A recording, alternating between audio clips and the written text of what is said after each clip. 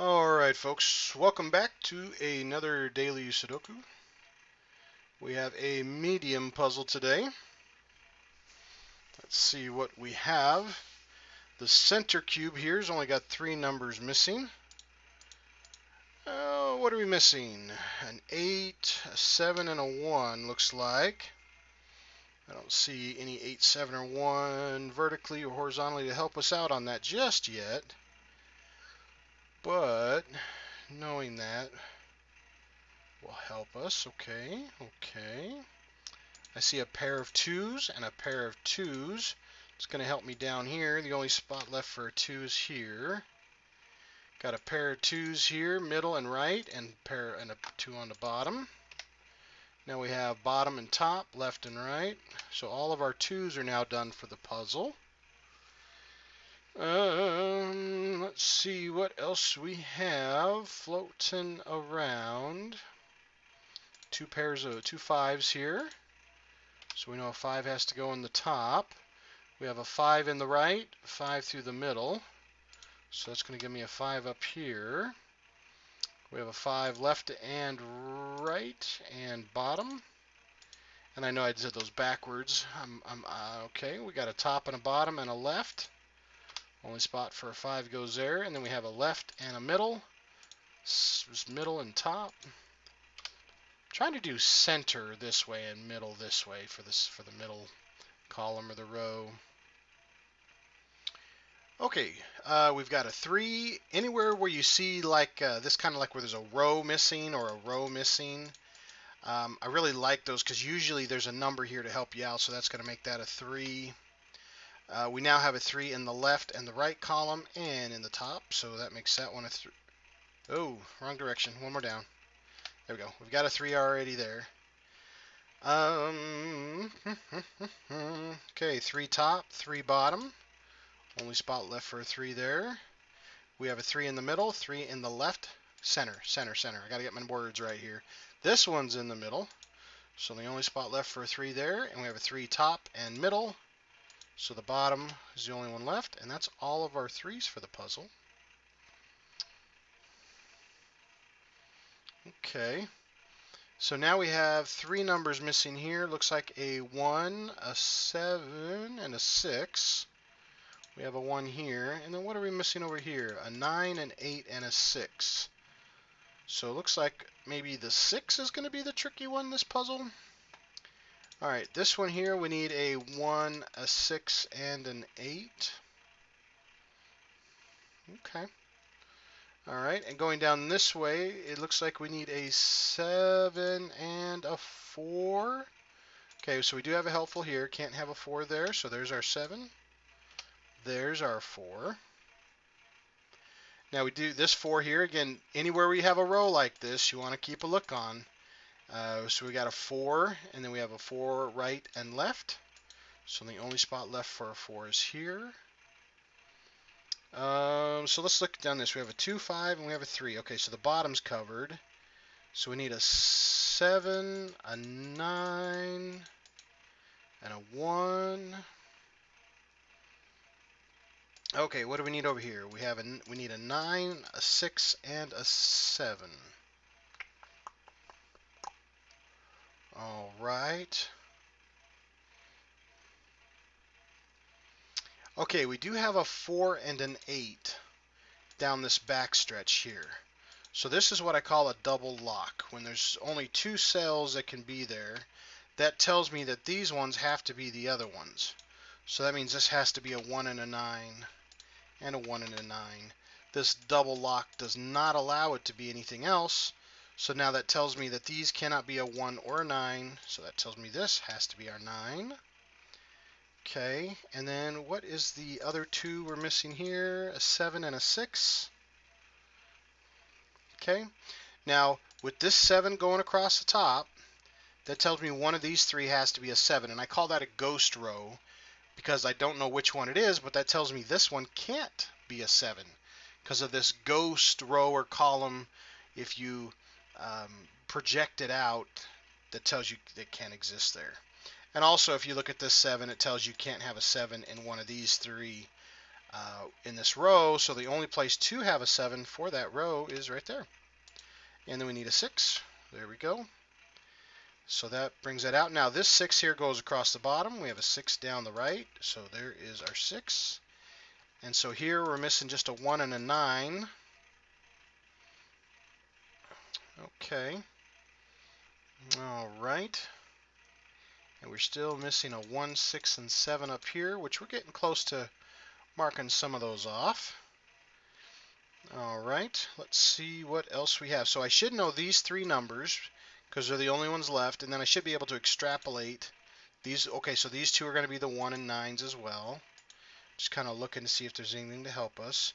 So I got a 1, 2, 3. I need a 4. 4 has to be here, can't be in the left. 5, I need a 6. Now that can be anywhere, and I need an 8. Okay. All right, so let's just go ahead and jot these down so I don't mess myself up.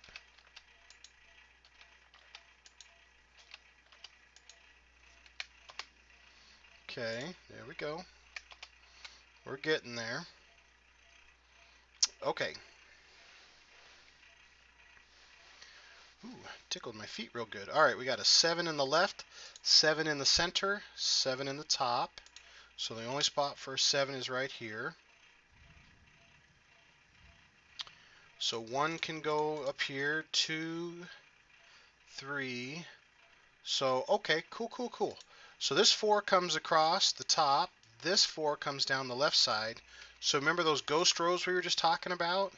4 can only go in one of these 2 spots, but it can no longer go here because of this ghost projection. One of these 2 has to be a 4, which tells me this one can no longer be a 4.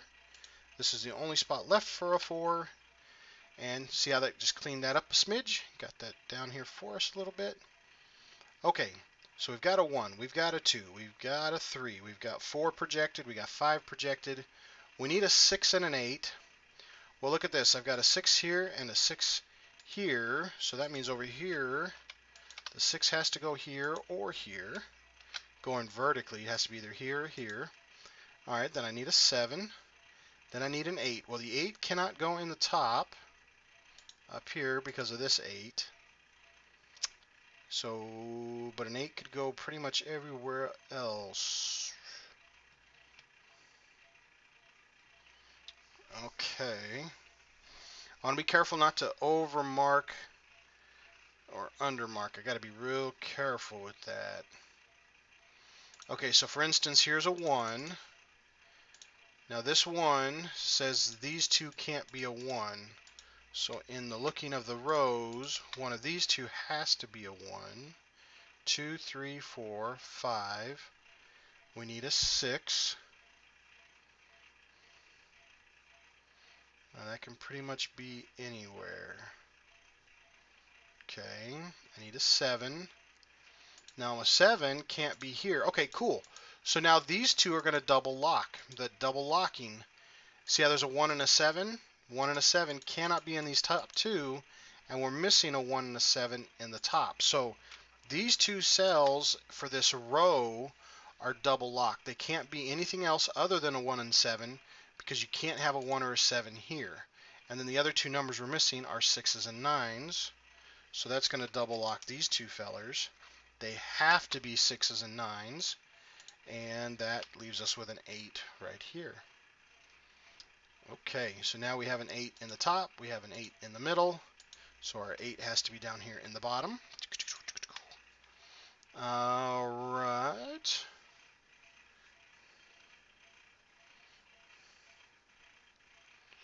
Okay, let's see what else we have to help us along here.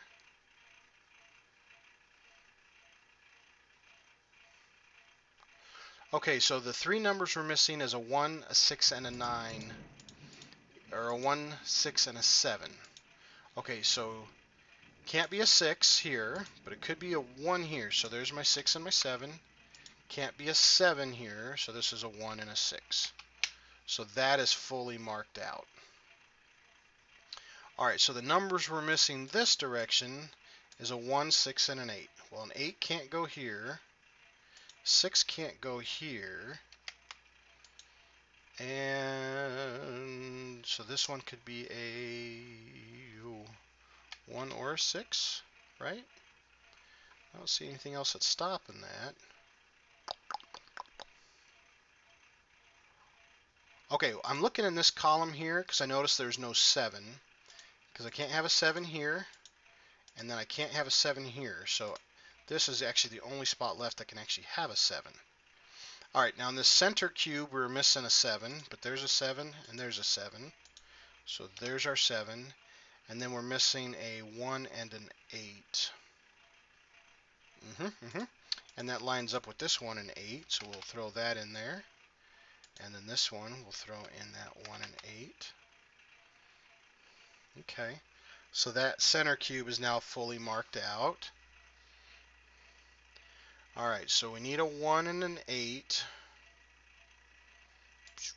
We can't have a 1 and an 8. What other number are we missing here? We're missing a 7. Okay, so we're missing a 7. See, we got a 7 in the left, 7 through the center. So that actually tells us this can't be a 7 anymore. There we go. We'll get those marked up. And then that kind of cascades.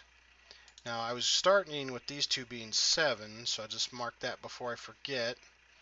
Okay, we'll follow this rabbit hole here. If that's a 1, that's an 8. If my 1 and 8 are done in this row, then that has to be a 6. Now I've got my 8, so that's a 1. The only number we're missing in this cube or this row is a 9. Alright, so now we just have one number missing in this column, which looks like an 8. There we go.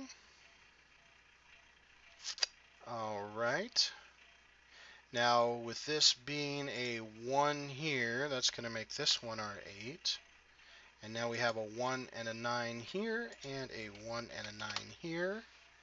That balances out these 1s and 9s. Okay, now this 8 comes over here to make that a 4. Makes that an 8. Now this 4 comes over here. And it says, well, that's the only one left to be a 4. Alright. Now we have a 1 and 9 here, and there's a spot here missing, which is going to be a 1 or 9 as well. But we do have a helpful 1, so that one makes that one our 9. That makes that one our 1. Makes that one our 9. Now this 9 comes up to here, makes that one our 6. Makes that one our 9. We can follow this 6 back down here. Now it makes that our 8. Makes that one our 6.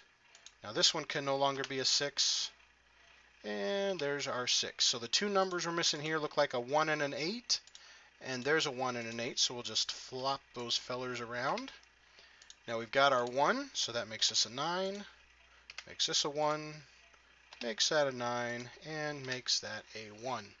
So there you have it, folks. Pencil marking is very important. Double eliminations, double locks are very important to be able to project numbers even if you don't know exactly where they are just yet. So those uses of pencil marks are very important. Hope you guys enjoyed it. Always recommend to pause it before we play it, print you off a couple copies and play along with. And again, I always welcome to leave any comments, suggestions, or challenges. I do welcome them all. Hope you guys all have a good one. Thanks for watching. We'll catch you next time.